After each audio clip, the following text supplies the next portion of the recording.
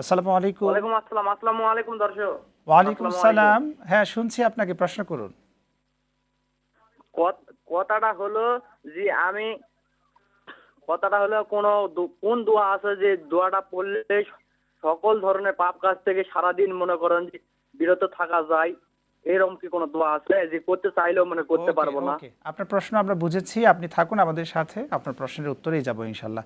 যে আমরা দর্শকের প্রশ্নের উত্তর দিয়েই মূলত আমাদের আলোচনায় আমরা ফিরবো ইনশাল্লাহ। প্রথম কথা হলো যে উনি জানতে চেয়েছেন এমন কি দোয়া আছে যেই দোয়া করলে সারাদিন পাপ কাজ থেকে বিরত থাকা যাবে। বিরত থাকা যাবে, জি। দোয়ায় পাপ কাজ থেকে বিরত থাকা যাবে না। পাপ কাজ থেকে বিরত থাকার জন্য প্রথমে দরকার হবে তার ঈমান এবং আজম। আমি আল্লাহর উপর বিশ্বাস করেছি, ঈমান এনেছি এবং আমি পাপ কাজ করব না, এই দৃঢ়তা। এই দৃঢ়তা তার থাকতে হবে। তারপরে আল্লাহর কাছে তৌফিক কামনা করতে হবে।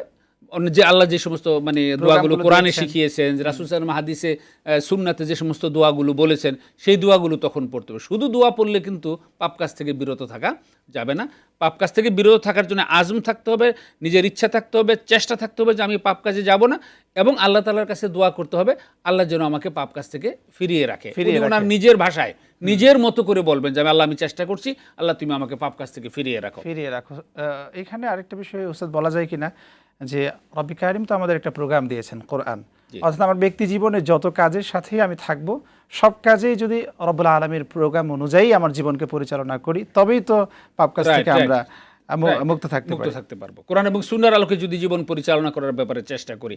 তারপরে যে দোয়াগুলো আছে, অনেক দোয়া আছে, এগুলো তো আমরা সংক্ষিপ্ত সময় এখানে বলতে পারবো না। উনি কোরআন শরীফে দোয়ার ছোট ছোট বই আছে, দোয়ায়ে মাসনুনা নামে এরকম বিভিন্ন বই আছে। ওই বইগুলোতে কোরআনের দোয়াগুলো একত্রিত করা আছে, এবং সহিহ হাদিস থেকে যে সমস্ত দোয়াগুলো পাওয়া যায় সেগুলো এখানে একত্রিত করা আছে। সকাল বিকাল কখন কি দোয়া পড়তে হয়, বিপদে পড়লে কি দোয়া পড়তে হবে, আনন্দের সময় কি দোয়া পড়তে হবে, এই জাতীয় কথাগুলো সেখানে সব আছে। উনি সেখান থেকে দেখে নেবেন ইনশাআল্লাহ। দোয়ার কথাটা যেহেতু আসলো, এখানে আরেকটি প্রশ্ন দর্শকদের জন্য আপনার থেকেই আমরা জেনে নিতে চাইবো।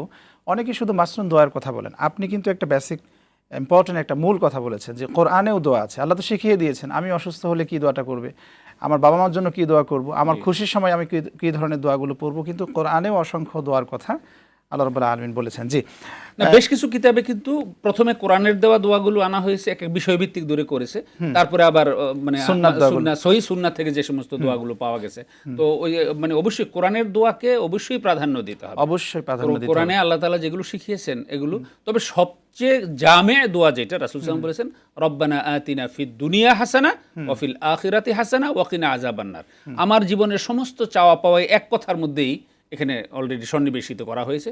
তো এরকম আরো বহু দোয়া আছে। আমাদের দর্শক ভাইকে বলবো একটা দোয়ার কিতাব উনি যদি কিনে নেয়, সেখানে অনুবাদ সহ দোয়া এখন বাজারে পাওয়া যায়। জাযাকাল্লাহ।